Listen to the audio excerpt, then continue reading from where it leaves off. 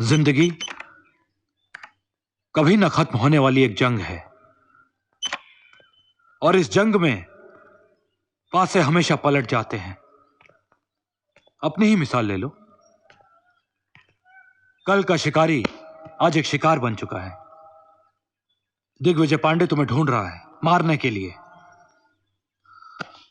अब समझ में आया कि उसके खबरी ने हम तक ये झूठी खबर क्यों पहुंचाई थी कि तुम्हें दूसरे रास्ते से कोर्ट ले जा रहे हैं। लेकिन हमने भी उल्टा पासा फेंक दिया है। उस तक यह खबर पहुंचा दी है कि तुम ठीक 12 बजे आज शाह बाबा की दरगाह पर पहुंच रहे हो। अकेले और निहत्थे थे। अब शेर को बुलाने के लिए बकरा तो बांधना ही पड़ेगा ना भाई। वहां वो तुम्हें मारने जरूर आएगा, लेकिन हम उसे मार देंगे।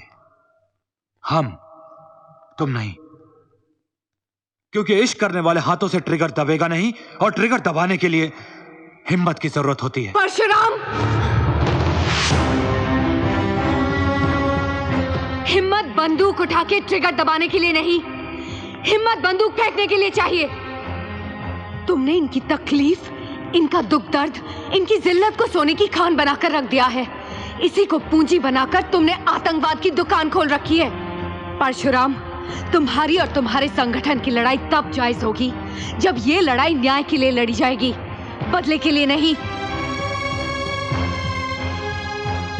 देखो आदित्य, मैं जानती हूं तुम्हारे पिता के साथ क्या हुआ था।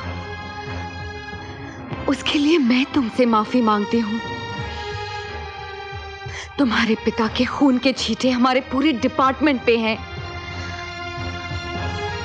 आदित्य, तुम मेरे साथ चलो, मैं तुम्हें न्याय दिलाऊंगी। प्रभा जी, एक मिनट।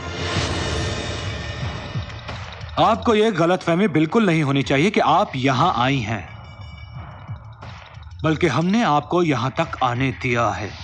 और आपके इन उल जुलूल विचारों से हम कतई सहमत नहीं। मानता हूं कि हमारी लड़ाई एक है, सिर्फ तरीके अलग हैं।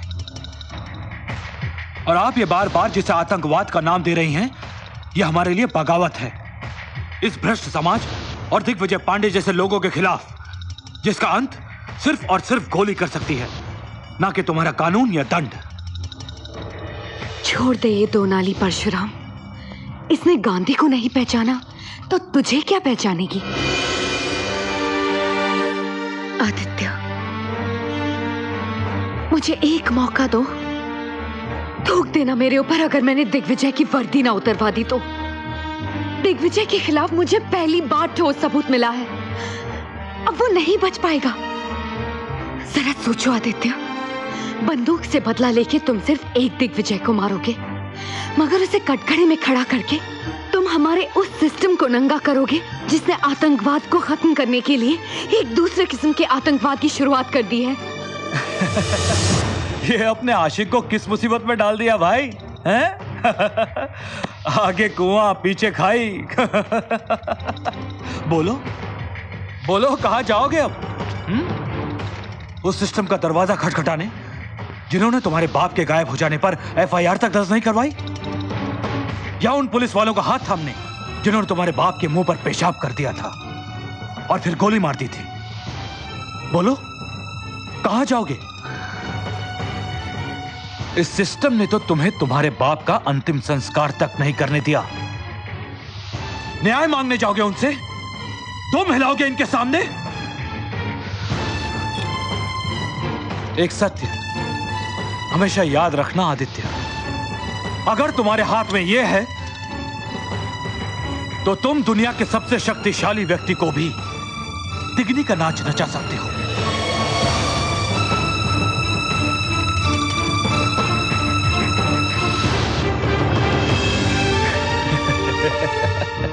अपने लिए समाज में वापस आने का दरवाजा हमेशा के लिए बंद मत करो आदित्य, प्लीज। बस प्रभा जी, बस बहुत हुआ। अब देखिए, हमारी मेहमान नवाजी का दुरुपयोग मत कीजिए। अब जब तक हमारा काम नहीं हो जाता, मेरे छोकरे आपका ख्याल रखेंगे। बाय।